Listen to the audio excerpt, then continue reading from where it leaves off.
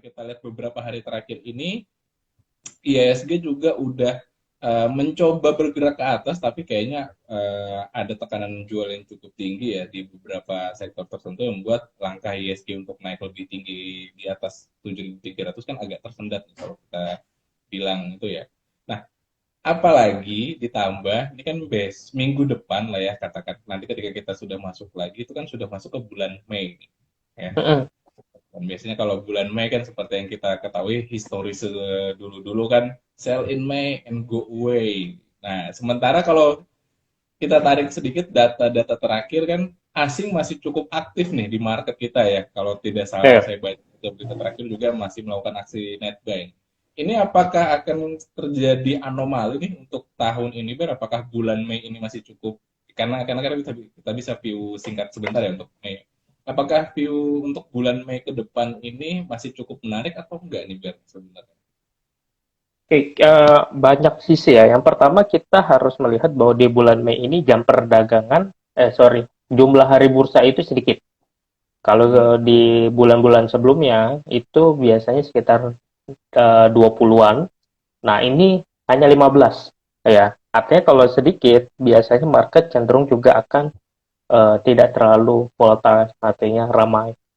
Lalu yang kedua, ya, kita juga tahu biasanya orang Indonesia kalau long weekend panjang banget sampai hampir 2 pekan, besoknya itu cenderung masih belum stabil gitu. Jadi market kalau 15 paling baru benar-benar oke itu paling sekitar 11 atau 12 hari kerja gitu. Nah, sisanya Hmm. masih menyesuaikan.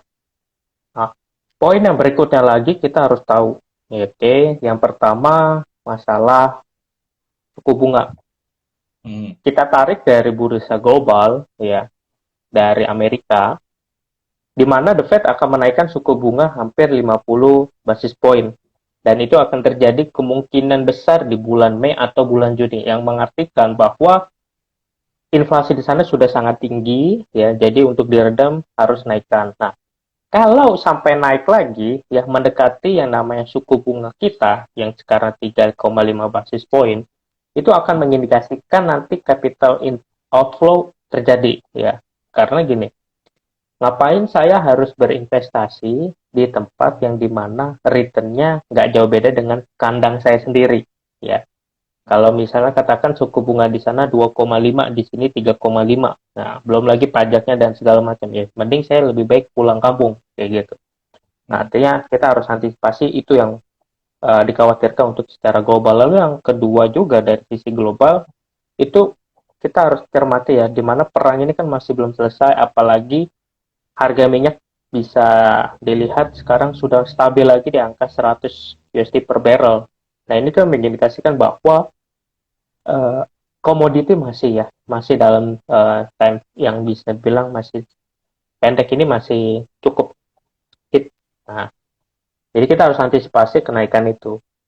Nah, kalau dari sisi dalam negeri, ya kita tahu sendiri bahwa mulai per 28 April, terutama besok ya, CPO kan dilarang untuk diekspor. Nah, ini kan akan membuat juga pasokan dunia juga pasti akan terganggu gitu loh. Dan akan menyebabkan inflasi di berbagai negara karena banyak juga sawit itu digunakan untuk produk seperti bukan hanya minyak ya, kosmetik ya kan, dan produk yang lain yang sangat dipakai gitu, apalagi kaum wanita ya kan. Nah, jadi bisa dibilang itu akan menyebabkan inflasi. Nah, inflasi naik, kalau daya beli nggak naik ya tentu juga akan mempengaruhi yang namanya pertumbuhan ekonomi. Betul. Dan dari sisi dalam negeri juga kita harus antisipasi nih dalam seminggu ini ya. Kalau saya lihat di beberapa daerah ya, itu harga bahan pokok sudah mulai naik. Sudah pasti berarti akan ada inflasi di kita. Kalau inflasi di kita naik ya, apalagi minyak goreng sudah naik ya, dan rumor bentar lagi juga katanya Pertalite akan naik. Ya, ke Pertamax kan udah naik nih. Nah, Ya. terjadi kan di bulan April. Berarti akan rilisnya kan di bulan Mei. Nah, bulan Mei kita ada lebaran, rilisnya juga nanti di bulan Juni. Berarti 2 bulan ini itu mengindikasikan inflasi akan naik. Dan inflasi naik, suku bunga kemungkinan besar naik. Itulah yang harus diantisipasi. Kalau kejadian sell all buy dan go away itu udah nggak begitu berlaku banget gitu loh. Karena pasar kita ini sudah sangat bisa dibilang tidak begitu suka dengan gaya-gaya yang seperti itu lagi. Ya, karena sudah mulai cerdas investor kita gitu loh. Ya walaupun yang namanya peristiwa yang kemarin-kemarin tak begitulah. Ya kalau saya lihat sih lebih ke arah memang kondisi makro itu yang harus diantisipasi. Nah, tapi ada juga nanti pasti orang yang akan menghubungkan ke arah situ gitu loh. Oh, Kita ya pakai data aja. oke, baik. Berarti masih ada harapan ya, ya untuk bulan-bulan ke depannya, baik bulan Mei, Juni, Juli, Agustus, September, Oktober, dan seterusnya nanti. Apalagi kalau kita lihat memang investor asing juga masih cukup tertarik ya dengan market kita. Nah, tapi Ya, memang salah satu yang harus kita perhatikan memang ini ya kenaikan suku bunga ini juga cukup membayang-bayangi capital market biasanya karena cenderungnya ini ya berbalik arah ya kalau suku bunga naik biasanya respon market di capital market itu dia tidak terlalu menyambut hangat ya biasanya dan terjadi betul. volatilitas sebentar. Cuma itu biasanya efeknya tidak terlalu jangka panjang. Kalau masih sesuai ekspektasi pasar seharusnya sih tidak terlalu berpengaruh ya Ber ya. Nah, satu lagi nih kalau misalnya kita mau bicara tentang market ke depannya nih. Ini kan untuk apa namanya Goto sendiri ini kalau misalnya kita bicara sedikit tentang Goto, ini kan green shoe-nya kan kalau nggak salah itu kemarin ada kebijakan ya ketika Hmm, mereka melakukan IPO ada satu ada satu saya lupa satu atau beberapa sekuritas kalau saya nggak salah itu cuma satu sekuritas satu. yang yang tugasnya menjaga harga Goto ini supaya tidak di bawah harga IPO-nya dengan dana Betul, sekian ya kalau tidak salah penampung ya kalau tidak salah. betul, Sementara hari ini ARB Goto mau nggak mau karena market cap-nya gede berpengaruh juga nih ke apa namanya ke bursa nih. Kalau misalnya dari sisi investor nih sebenarnya ketika Green Show ini ternyata tidak mampu menahan laju aksi jual orang masyarakat investor lah ya, tidak menahan aksi jual investor, apakah sebenarnya saham Goto ini bisa dikatakan yang lagi banyak beredar ya? Apakah ini akan menjadi Bukalapak kedua atau gimana nih biar?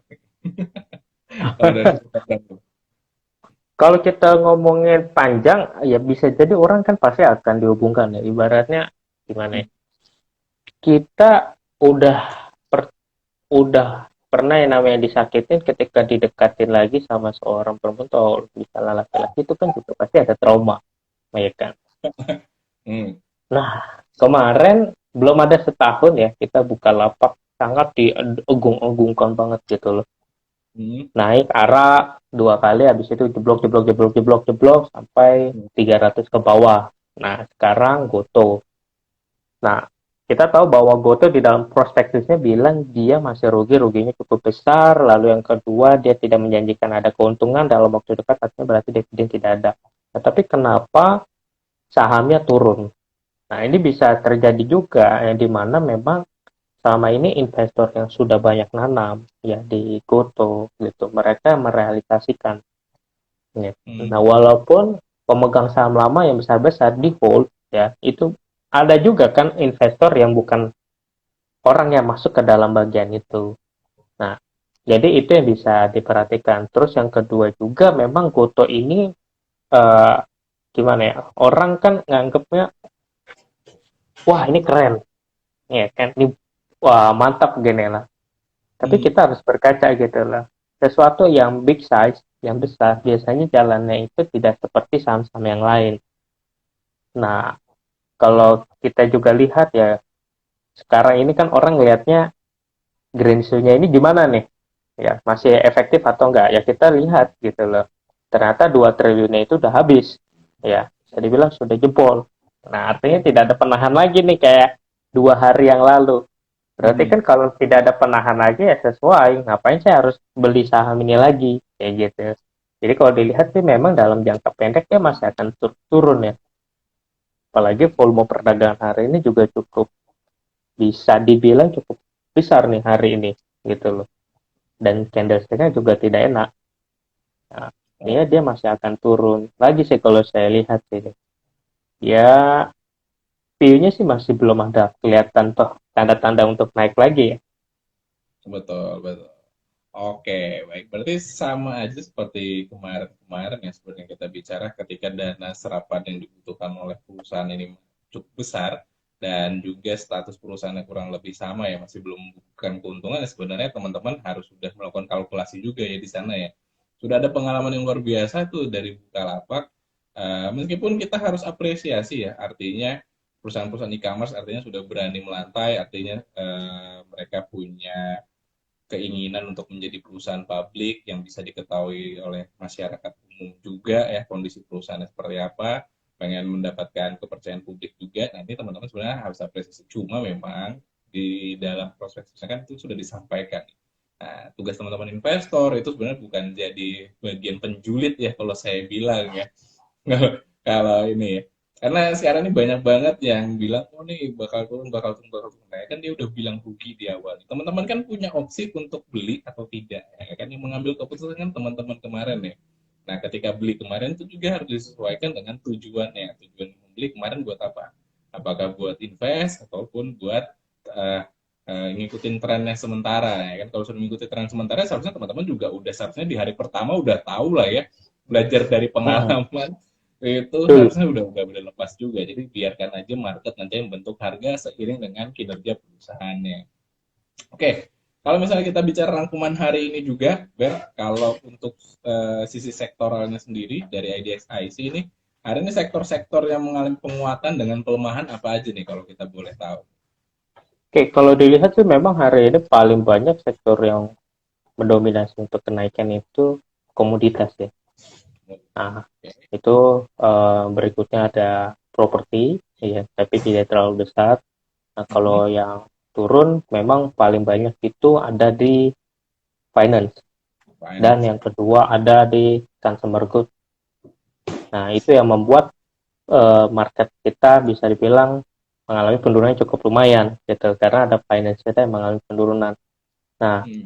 kalau di indeks LQ45 hari ini yang naik cukup besar itu ada saham MDKA ya, MDK. naiknya 4,4% jadi 5.300. Lalu ada Harum ya, naik 3,6% jadi 11.500. Lalu ada MTEK naik 3,45 jadi 3.000.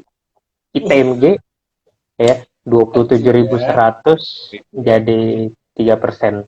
Nah, itu yang top gainersnya. Nah, kalau top losernya itu ada MNC ya minus 2%, 2,4. Unilever minus 2%, jadi Oke. 3810. Lalu disusul sama Big Caps nih. BRI minus 1,82, BNI minus 1,5, jadi 9.400. Lalu ada BMRI minus 1,5, jadi 8.225. Nah, itu Oke. yang menjadi penghambat, makanya ISG kita tidak terlalu survive banget seperti kemarin. Oke, baik. Berarti saya ngucapin happy cuan dulu mungkin untuk teman-teman yang saham-sahamnya di posisi top gainers hari ini. Kalau saya tidak salah, khusus untuk MDKA ya, MDKA itu tahun kemarin masih di harga 2000-an kalau saya nggak Ya, salah. 1.800-an malah saya masih ingat itu harganya.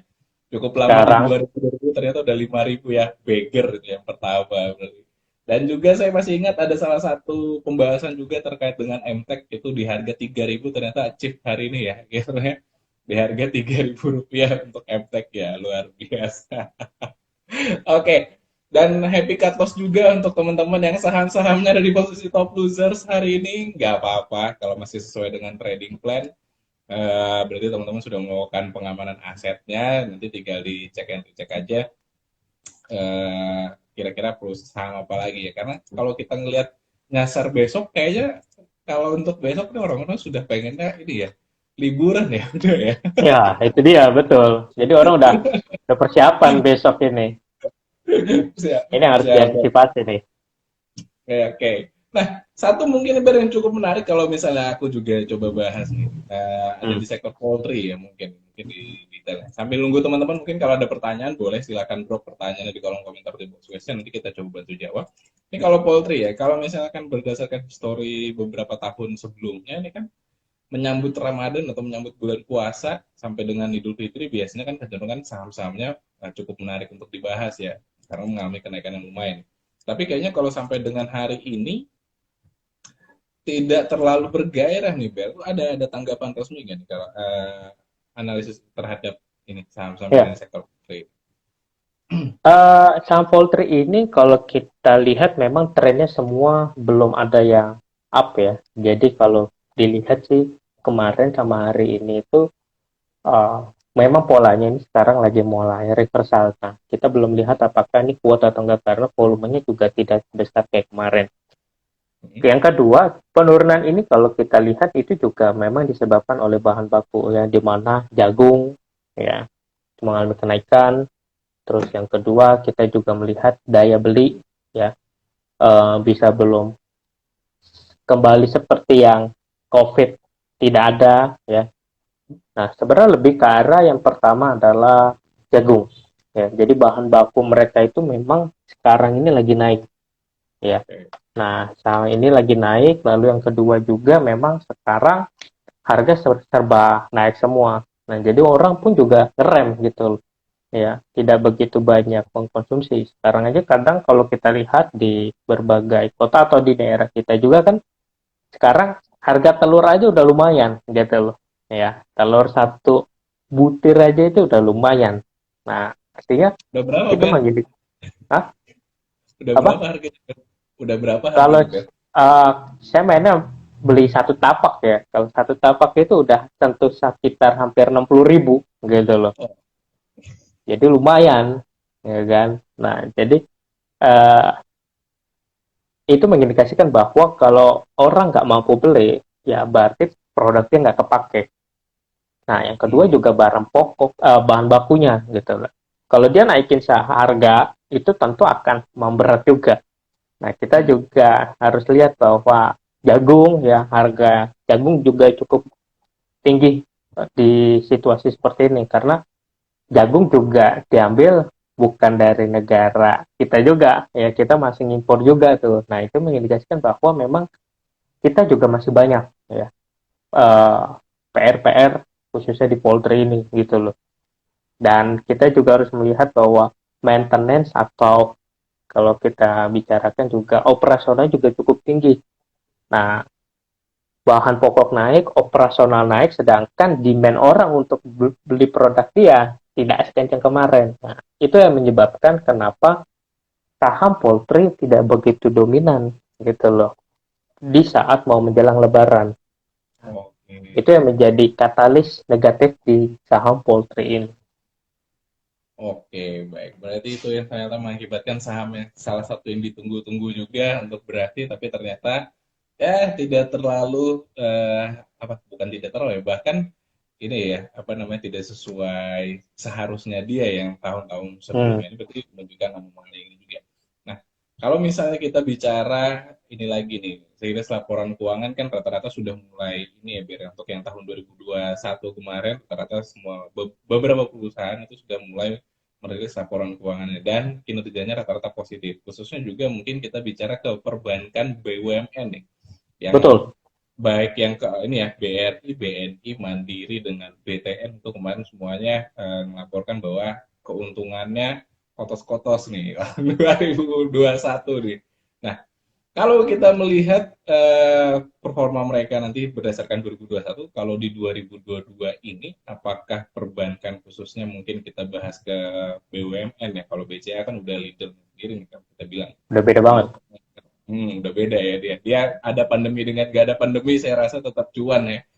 Itu tetap sama. tetap iya makanya luar luar biasa nih kalau begini. Kalau misalnya kita bicara keempat perbankan ini doang nih Ben, apakah di tahun 2022 nih di harga sekarang mungkin ini masih cukup menarik untuk dipantau atau gimana nih Ben? Oke, kalau kita lihat sih memang big caps ya, terutama saham BUMN kita mayoritas memang trennya uptrend, ya, tren uptrend gitu loh. Jadi masih menarik, iya. Nah, tapi Hmm. yang kedua, ya kita harus melihat, ya, kuartal satu memang menarik, ya. Kita harus lihat kuartal kedua. Nah, kuartal dua ini kan sekarang banyak libur, ya.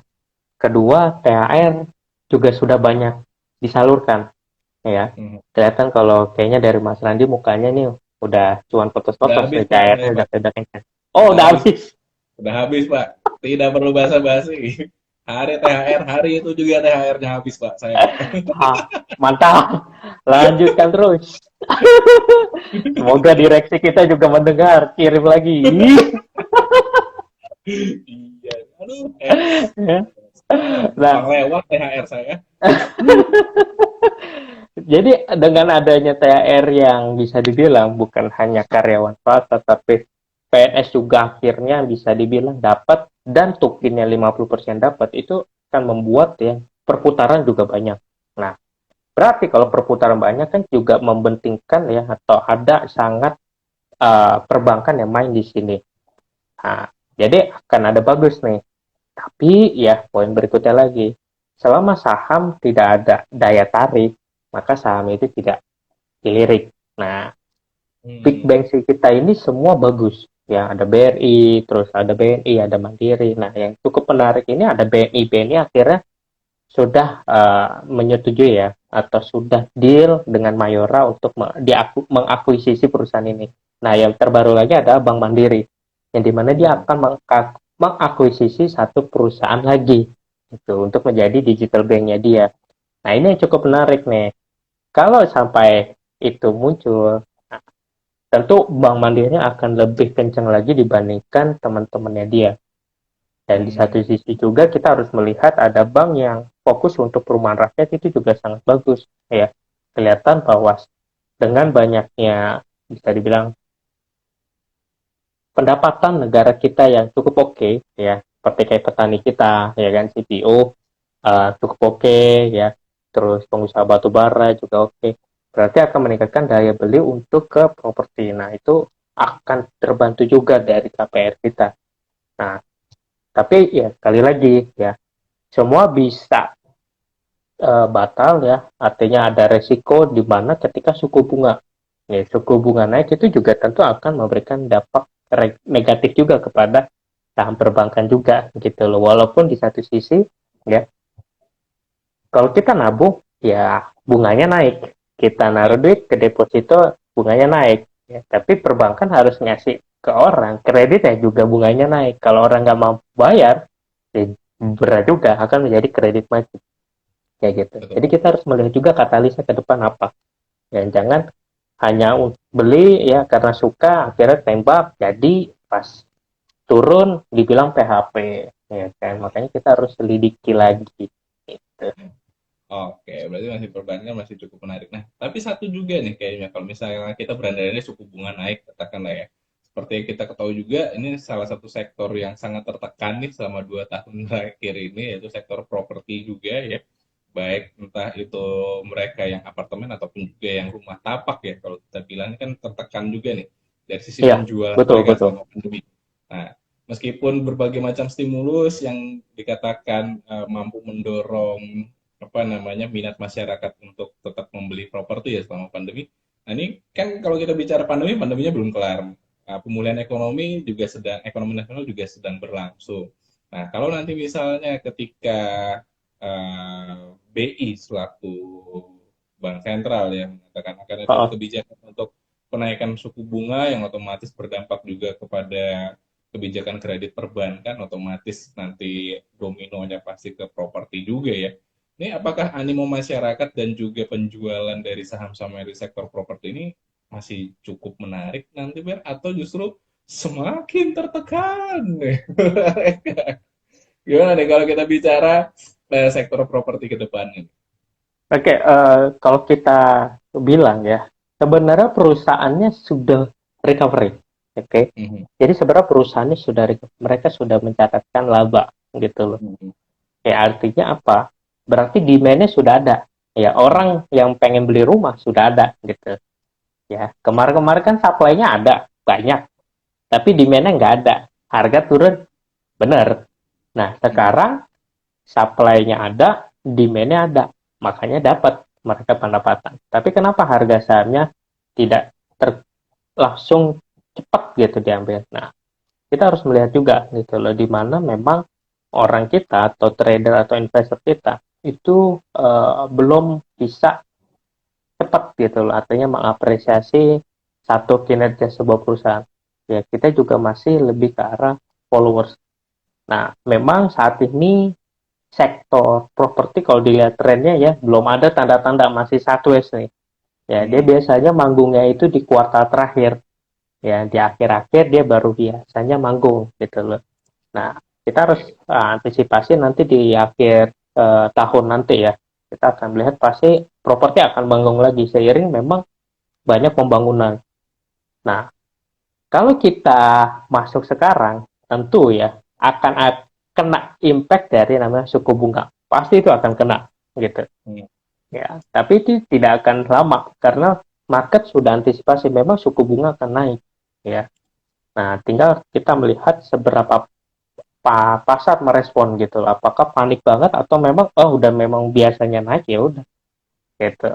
Jadi saya lihat sih memang view-nya stabil ya untuk saham properti ini tidak ngegas banget, tidak drop banget gitu. Jadi kalau mau beli ya kita slow banget di saham ini sama seperti consumer gitu Oh, sih. baik. Nah, dan terakhir satu sektor terakhir mungkin yang bisa dibahas juga.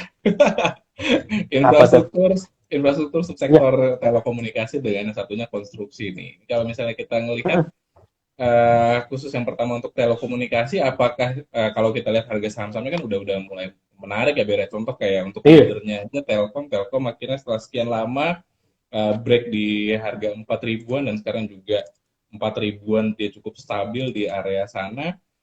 Nah, ini apakah untuk saham-saham telekomunikasi ini juga masih akan terus berkembang nih sepanjang tahun 2022 ini?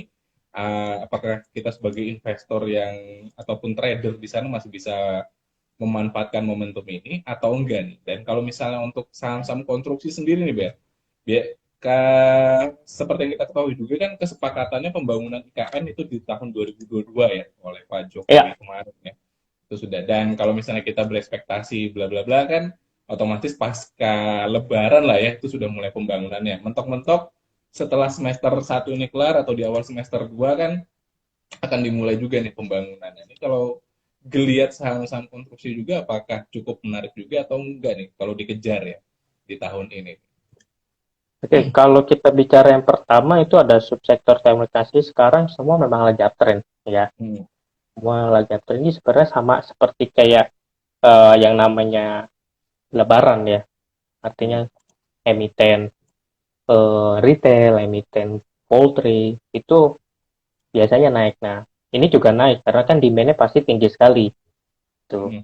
Terus yang kedua memang banyak yang sudah rilis dan hasilnya juga sangat memuaskan laporan keuangan itu yang membuat kenapa harga sahamnya sekarang sangat diapresiasi oleh investor kita. Ada Telkom ya yang naiknya sekarang udah sampai 47 ya, Oh, iya. dimana kalau 4.700? kita tarik sekarang udah 4770.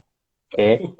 Nah, dimana bisa dibilang kalau dia bisa jebol 4820 itu bisa gampang banget ke 5000 gitu. Kuncinya di 4820 karena dalam 2 tahun terakhir ini 4820 itu adalah highest-nya tertinggi dia. Iya. Hmm. Sorry, 2017 terakhir Terus ya, 4840 ya 40. 4840 itu kejadian di tanggal 2 Agustus 2017. Jadi kalau Uh, harga saham bisa lewatin itu, saya yakin ke angka 5000 lagi itu sangat gampang banget gitu. Nah, terus saham Indosat, saham yang namanya XL XL ya. itu juga sama gitu loh. Kita tahu bahwa Indosat ya hasil dari uh, melakukan yang namanya efisiensi ya, terus juga dia melakukan kita tahu bahwa dia banyak gebrakan ya. XL Hmm. juga sama ya, dia menjual beberapa tower dia dan dia akhirnya bekerja sama juga dengan grupnya dia sendiri ya, ada akses itu membuat laporan keuangannya juga semakin bagus. Nah, tinggal nunggu friend nih. Kita masih belum tahu. Memang kalau dilihat dari empat ini kan friend market cap-nya kecil sekali ya, hanya di zona-zona itu doang. Beda Ya. dengan tiga yang tadi. Jadi kalau saya lihat sih masih masih oke ya, trennya masih oke. Tapi ya tidak akan sekencang laporan keuangan sebelumnya. Kita harus lihat nih, ya Hmm. demand orang pas lagi Lebaran ini bagaimana, gitu. Apakah akan kenceng atau tidak? Kalau kemarin kan ya kita Zoom berarti paket data. Nah, Ya. paket data kenceng banget nih. Kalau sekarang kan bisa langsung ketemu, ya kan? Kecuali ya ketemu sama mantannya belum tentu sama, kayak gitu, Wah, ya kan? Nah, seperti itu gitu loh. Nah, jadi bisa dibilang ya eh, demand-nya saya lihat sih masih akan stabil aja, tidak akan sekencang dibandingkan yang sebelum-sebelumnya. Nah, Hmm. kalau konstruksi ini juga sangat menarik ya. Memang betul tahun ini akan mulai ya, groundbreaking juga akan mulai, itu berarti akan ada katalis bagus. Dan kita harus lihat biasanya properti akan mulai rally juga itu nanti pas lagi di bulan Agustus, karena di bulan Agustus itu ya RAPBN akan keluar, rancangan angga apa APBN kita akan kelihatan untuk tahun 2023. Berapa porsi untuk konstruksi?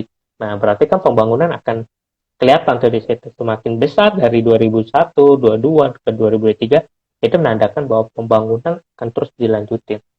Jadi masih ada katalisnya gitu. Gitu sih. Oke, baik. Nah, itu dia saya rasa sudah banyak banget sektor yang kita bahas nih untuk hari ini dan saya yakin tuh daging banget buat teman-teman ya. Karena biasanya kan kalau sudah mau dekat-dekat liburan nih kayaknya udah ntar dulu deh. Sahamnya takut nih kalau tiba-tiba selama libur ada something happen kan ya. Ya, Kayak kemarin cita-citanya atau kepengennya tahun 2020 nih aman aja, Rusia sama Ukraina tiba-tiba jotos-jotosannya itu di luar ekspektasi kita ya, tapi ternyata meskipun kita sempat tergoncang sedikit marketnya, dan ternyata sekarang juga market kita salah satu yang dilirik asing ya, kalau kita lihat rally-nya juga cukup menarik. Nah, mungkin terakhir sebagai penutup seperti biasa untuk teman-teman nih, di sisa hari ini ataupun juga view untuk nantilah menyambut awal bulan Mei nih, kira-kira ada saham yang oke untuk dimasukkan ke daftar watchlist nggak nih buat teman-teman semua nih? oke, kalau untuk bulan Mei ini sih kita lebih ke arah siapa yang bagi dividen. Nah, biasanya kan nanti akan banyak rilis terutama saham batubara. Nah, itu Mhm. bisa dilihat tuh karena mereka akan banyak rilis dan nge-share di bulan Mei. Ya, jadi kita Oke. bisa memaksimalkan banget tuh di situ. Terus yang kedua juga kita harus mulai melihat ya saham-saham yang punya prospek ke depan. Ya, artinya pengembangan dia mau apa ini? Ya, contoh kayak sekarang kan ada saham yang baru IPO ya. Kita lihat ada beberapa yang cukup menarik seperti misalnya WNG, WIRG Ya. ya kan. Itu ada metaverse. Nah, kita harus melihat tuh bagaimana peluang besar metaverse di Indonesia. Terus juga kita melihat ada beberapa saham baru juga yang manggung.